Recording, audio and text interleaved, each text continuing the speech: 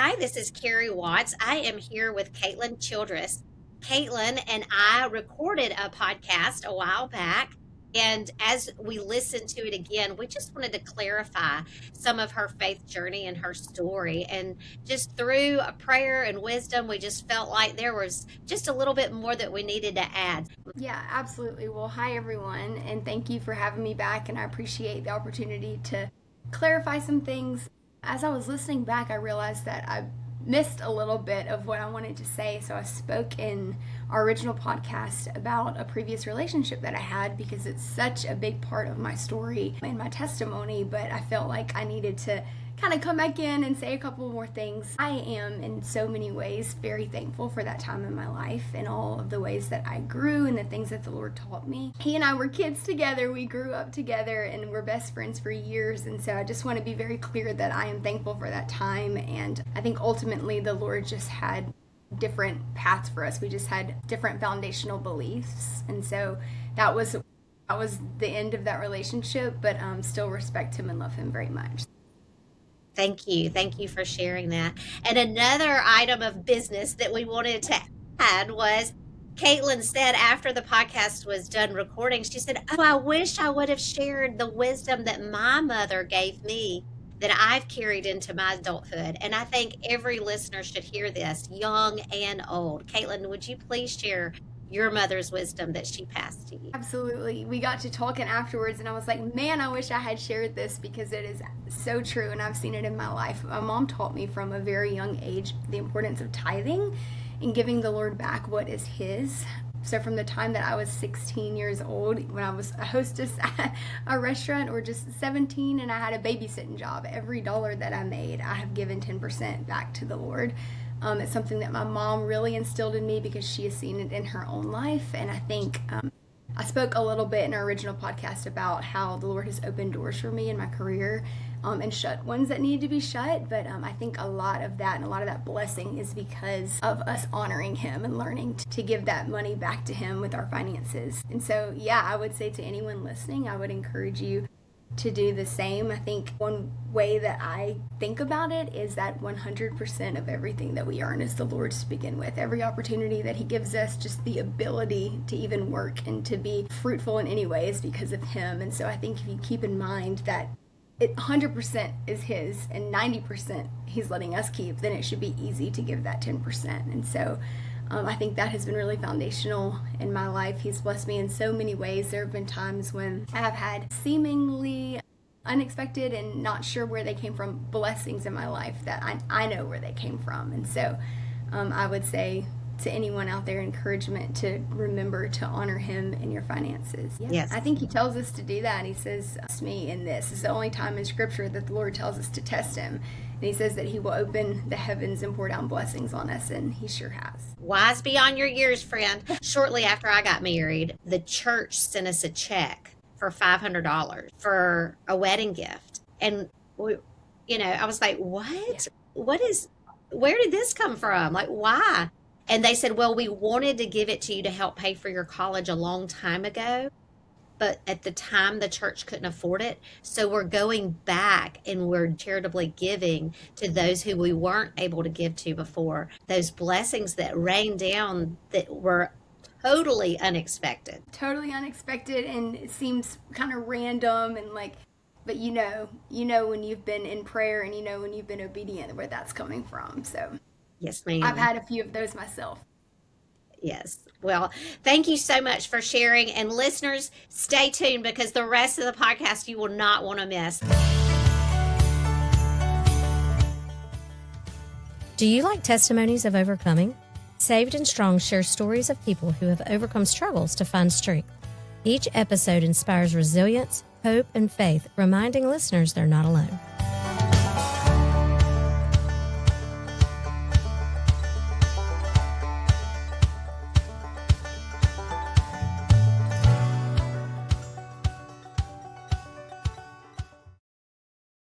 Hi, I'm Carrie Watts. I'm here today with Kaitlin Childress. Kaitlin, thank you so much for being here with us today. Yeah, thank you for having me. I'm excited. So Kaitlin is a Christ follower, a daughter, the only one, so therefore the favorite. I love that.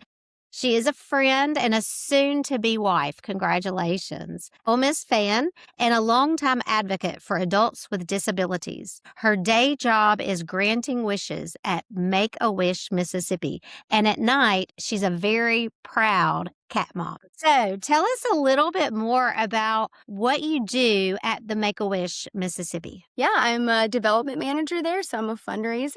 I started my career at the Mustard Seed in Brandon, which is a home for adults with disability. It kind of fell into the nonprofit world.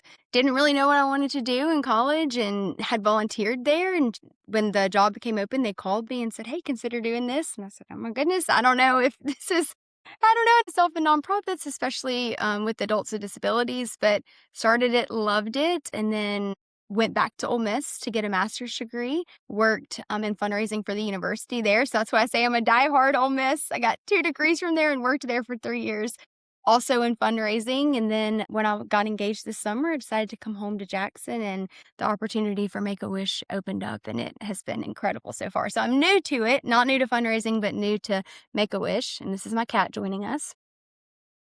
What is your cat's name? Her name's Willow. Oh, beautiful. Well, I mean, what She's a blessing, though, to have an opportunity to be offered a job because I know so many people that graduate from college and they have the job search going for a long time and can't decide what to do.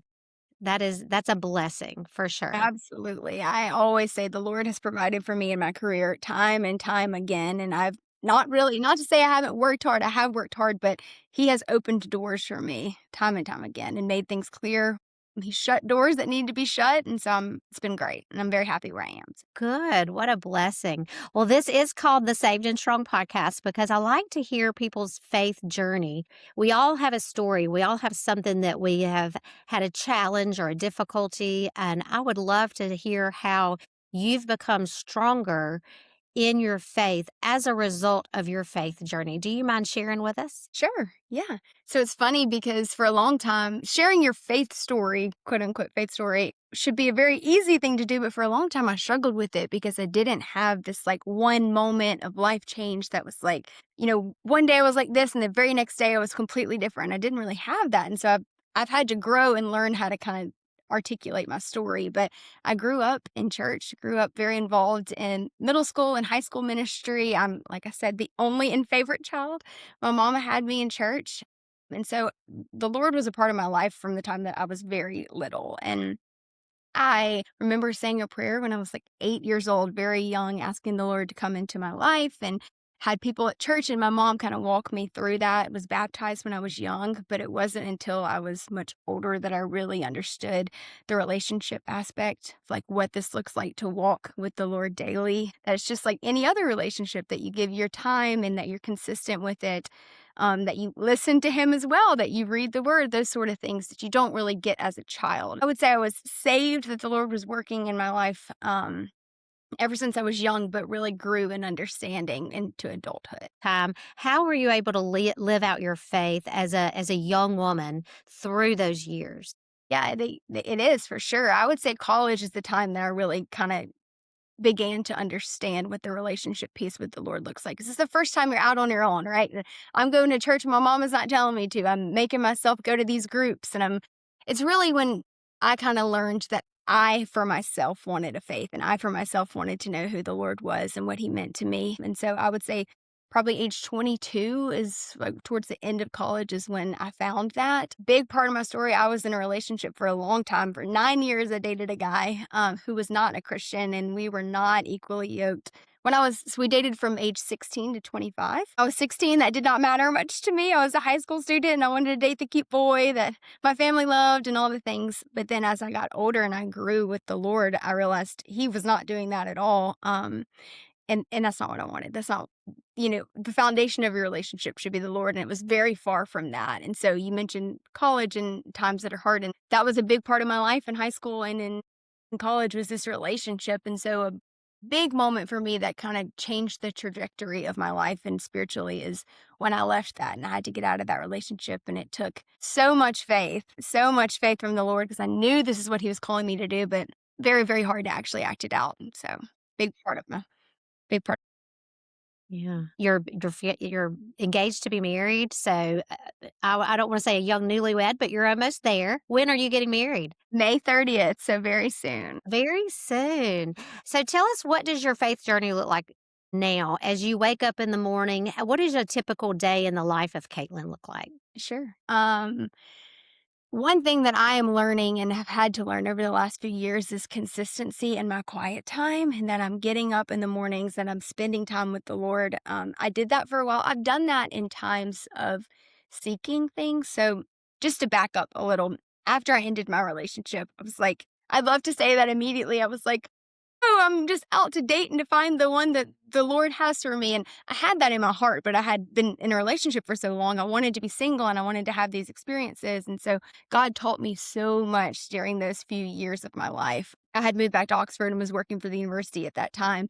And it's actually where I met Will, my fiance. But there was a few years probably, where I was seeking of, okay, I'm looking for my romantic partner. I'm looking for my next career move, because I knew I wasn't going to stay at Ole Miss forever. Oxford is very like college student or young family. And so I was kind of in a transition phase that I didn't really know, what was next for me. And so there was a lot of seeking. And so in those moments, I was spending a lot of time with the Lord, like, okay, I want a husband, I want a career, like I'm seeking, I'm asking. But then once I got those things, I started to find myself doing that less, like spending less and less time with him. And so what he's taught me even over the past year is, once you've entered your promised land, once we've gotten to this place where, you've got your career, you've got your man, you've got all these things you've asked for, don't neglect that time with me, because there's so much more that I want to do. And it is the foundation of your life. All these other things are blessings that he gives you. But I'm learning that consistency of, like, I still need to be up every morning. I still need to be learning what the Lord's got for me that day. And so what it looks like for me now is just it's that finding that consistency and learning what he has for me in this moment, in this season. It sounds like your breakup was a really a pivotal moment to the point where you got closer to the Lord. Is that the pivotal moment, or was there something else or someone else that made an impact on you? That was the biggest one for me spiritually at that time in my life, because it just changed the trajectory, because I knew, like, this is what the Lord has called me to do. And it's my first big act of obedience. And so I learned, like, okay, this is going to take a lot of faith on my part, and he's calling me out of this. And so I've got to do it.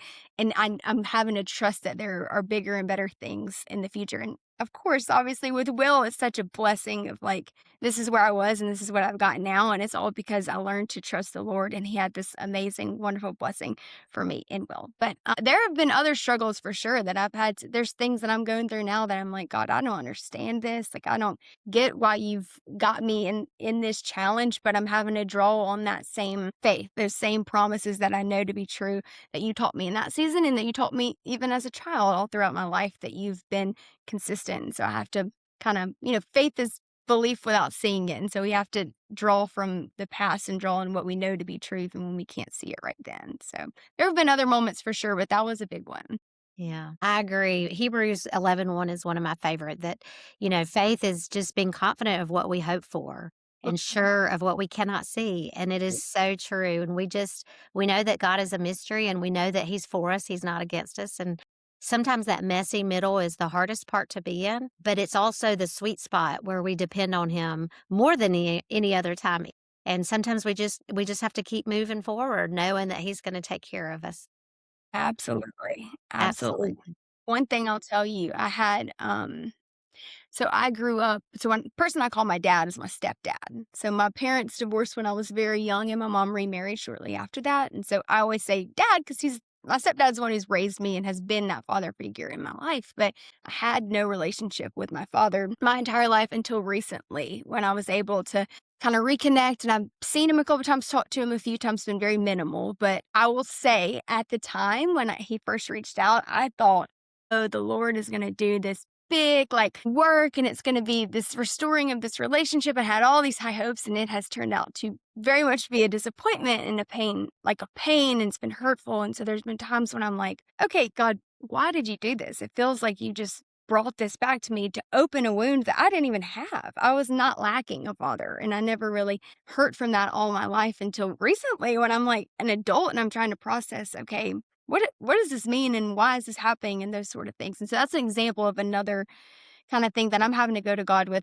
Okay, you've been true to me. You have promised that you have good things for me. You have promised that you are a God who seeks to restore relationships and that you are with us during the hard things, even when we can't see it. And so there are moments when I'm like, I have to go back to that faith and that belief that I have because I'm not seeing it right now, if that makes sense.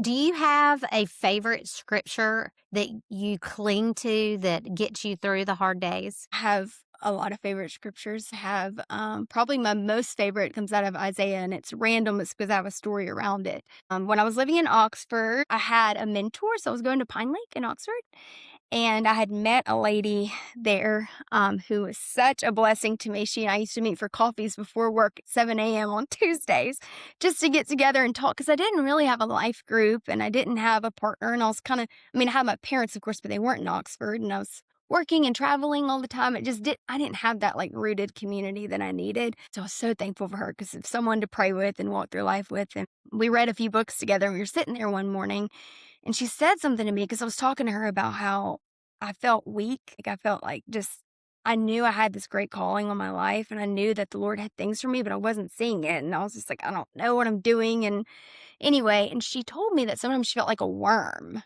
And I was like, what a weird like word to say, but it's so true. Like that's exactly how I felt at that time. And I've gone back and told her this story and she like kind of laughed. She's like, I barely even remember saying the word worm, but it stuck with me for weeks. I kept thinking like, and I was praying that every morning, like, God, I feel like a worm. Like I feel just like this little thing that like I have no purpose and what do I do? And I'm not strong at all. And I remember reading, I was doing my quiet time. I think it was 2 weeks after that conversation with Miss Julie. And I wasn't reading in Isaiah, but I remember the Lord led me there. And this is the verse. I'll read it to you. I have it bookmarked in my Bible, but it's Isaiah 41:14. And it says, do not be afraid, you worm Jacob, little Israel, do not fear, for I myself will redeem you, declares the Lord, your Redeemer, your Holy One, the Holy One of Israel. And I was like, it stopped me because I had not seen the word worm. And I was like, I have been praying this weirdly specific thing.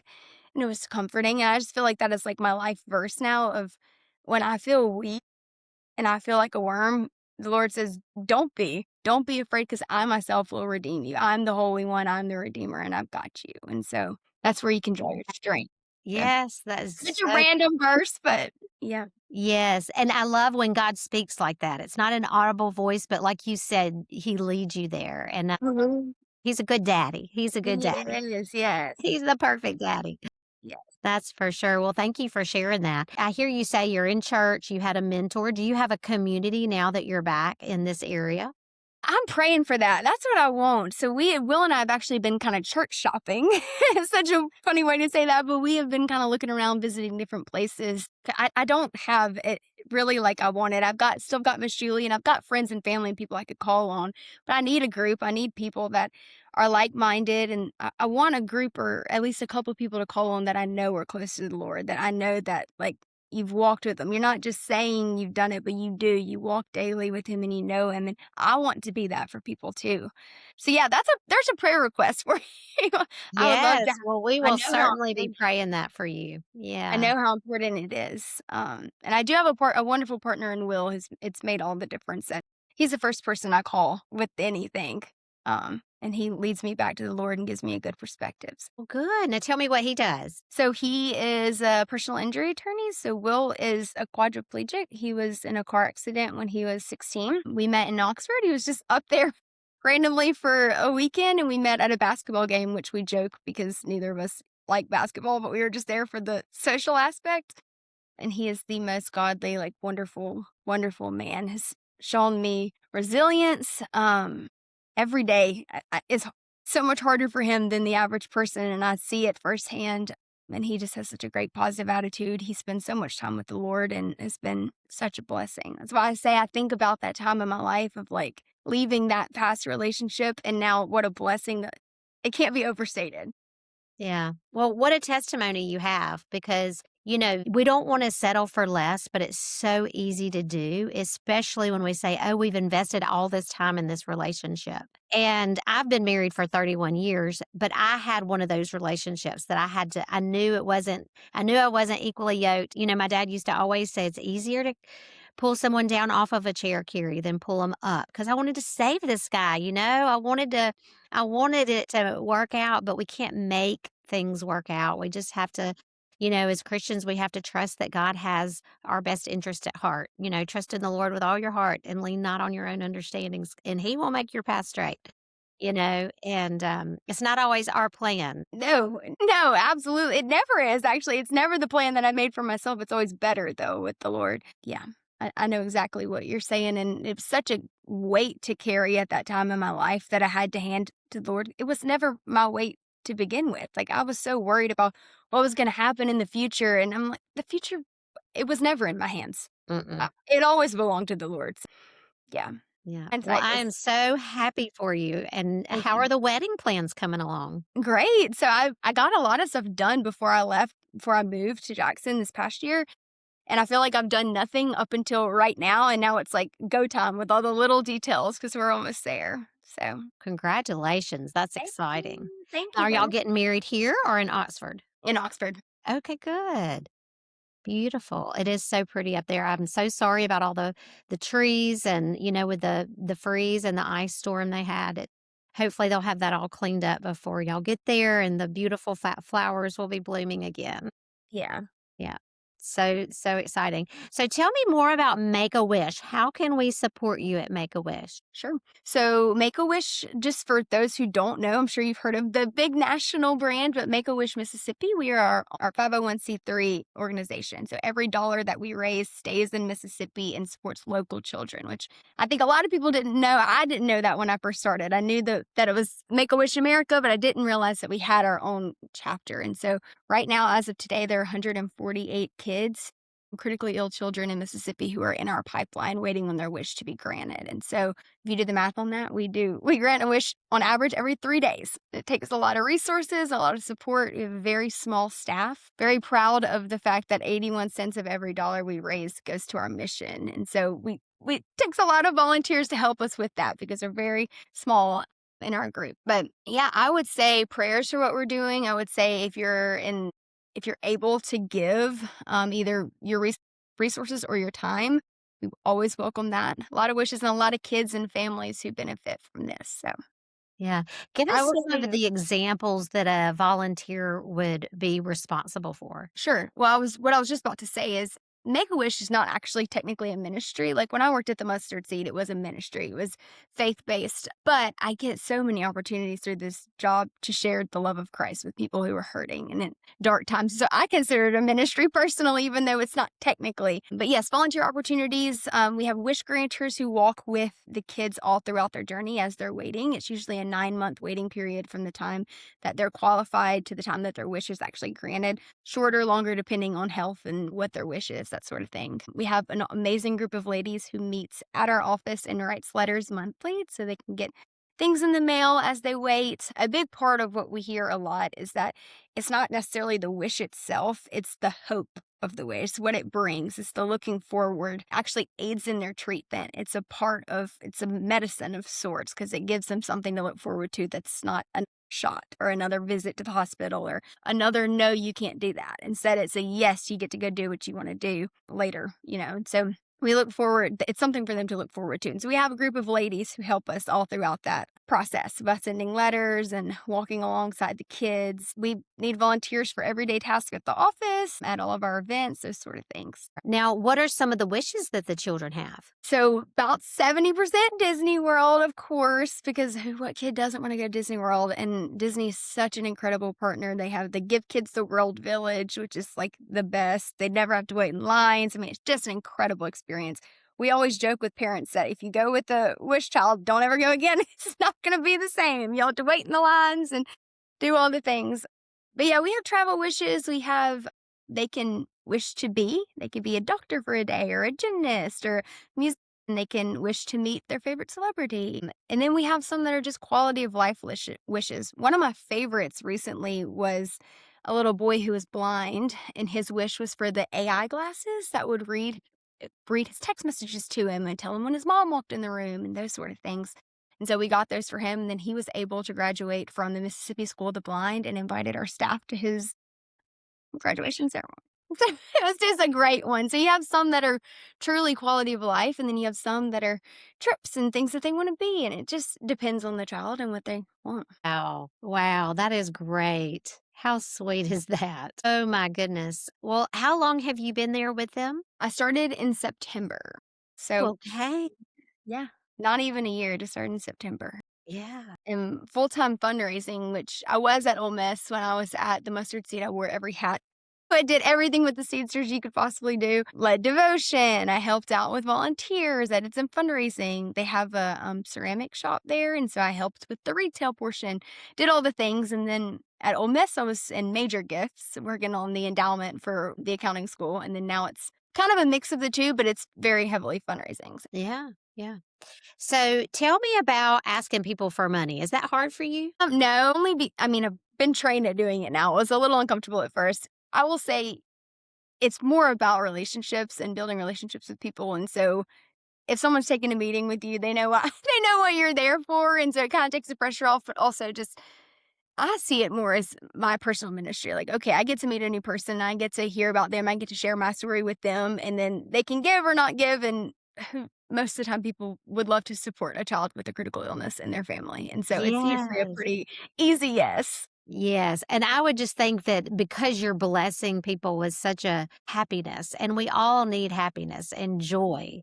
And I would think in the middle of the sadness, it just creates a lot of positivity, I would think. Yes. I think people have a misconception a lot of the times that it's like a last wish, and it's for critically ill children, not terminally ill. And so it's not just, we're sending them to Disney as their last wish. It's not that. It's a form of treatment. And most of our children live on to live very happy, full, healthy lives. And they look back and say, this was such a great thing in a time that I needed it. And so it's really a hope bringer, really. Yes, I love that, a hope bringer. I mean, I've been at Disney. I've seen the children with their Make-A-Wish balloons or Yeah. signs, and you're like, "Oh, way to go. You're here. You made it." Mhm. It is fun to see. It really is. Okay, what else would you like to share? What if our listeners are in the messy middle, Mhm. whether it's relationship or looking for a job or just in the middle of college, and there's just so much to be concerned with this day and age. What encouragement would you give that person? Two things. So I would say advice would be don't forget the quiet time with the Lord. I would say that has been the most pivotal thing in my life, is to make sure that you're spending time with the Lord and learning from him and sitting with him and being quiet. There was so much of my or all of my 20s really that I was just going and doing all the things, and of course, go and live your life to the fullest. I was neglecting spending time and sitting and listening and being with the Lord. And so I would say that's my number one piece of advice, is to make sure that you're doing that. But then also encouragement would be, don't talk yourself out of something that the Lord has called you to do. I am so, so bad about that, of being, well, I'm not qualified. I mean, I think I even said it to you, like, I don't know if I can, I'm not, selling a book, or I don't have anything really to say on the podcast, or, I'm not qualified, or I don't know everything. I've been so bad about that in my life. It's not my job to know everything. My job is to tell people about the one who does know everything. And so I think don't talk yourself out of something. If you're given opportunities, or if you've got a calling on your life, go with it. The Lord will qualify you after he's called you. Yeah, if he's called you to it, he'll provide the path. That's right. He'll show the way. That's so true. That's great advice. Great advice. Well, how can we support you, pray for you? I know we're going to be thinking about you for this wedding. Is there anything else, any other way we can support you? Yeah, I would say my biggest prayer requests are obviously the wedding. Will and I are looking at buying a home. And so we're really trying to seek the Lord and like the timing on that and where we need to be. We don't want to go if he's not going to be there with us. And so just clarity on that. And then I think community. We really need a church home and people around us in this next season of life to rally around us. So we're working on that, but would love all the prayers, please. Yes. Well, I do want to put a plug in for Reservoir Career Women. We have a local group that meets once a month, the third Wednesday of each month, for lunch, and we go around the room. We introduce ourselves. We have two speakers. We have a 5-minute speaker, and then we have a 20-minute speaker. And so when I stood up and introduced myself, and I said, "Hey, I'm Carrie Watts, and I'm an author. I have a podcast." Kaitlin came up to me. She's like, "I want to be on your podcast." I was like, "Yes, I would love to have you on my podcast," because I enjoy having local people to share their faith journey. But I've had authors, I've had people from all over the nation. And so I'm so grateful that you had the courage to approach me and say, I want to be on your podcast because now I know you better. I know how to support you, pray for you, and we're gonna get you plugged in, girl. I'm so excited for you and Will and your marriage and your wedding and all that you're doing with Make a Wish, making a difference in our community. I really appreciate you. Thank you so much. I appreciate that. And yes, special shout out to Reservoir Career Women. I remember going around the room and I heard you speak, and then I heard another lady in the room who introduced herself. You may remember this. She said, I'm a Christ follower, and what I do for work is after that. And I was like, so after we had all gone around, I said, okay, there's two people I got to talk to before I leave here. Of course, I want to do my work for Make-A-Wish, but I need to talk to Carrie and I need to talk to this lady who introduced herself as a Christ follower. That's what it's all about. And I need these people. So anyway. Yes, yes. And, with my marriage, I've always looked at it like a triangle, like God's at top, and then my husband and I are down here. And so we try to always put God first and family second and everything else after that. And it seems to work pretty well. Yeah. Because when I don't do that, I get in trouble and I have to backtrack. And I don't want to have to do that. Yeah, no, you don't. I like the triangle. I've heard that before too, because the more you go to the Lord, you grow closer to one another as well. I like that. Yes. And we're all connected. Yeah.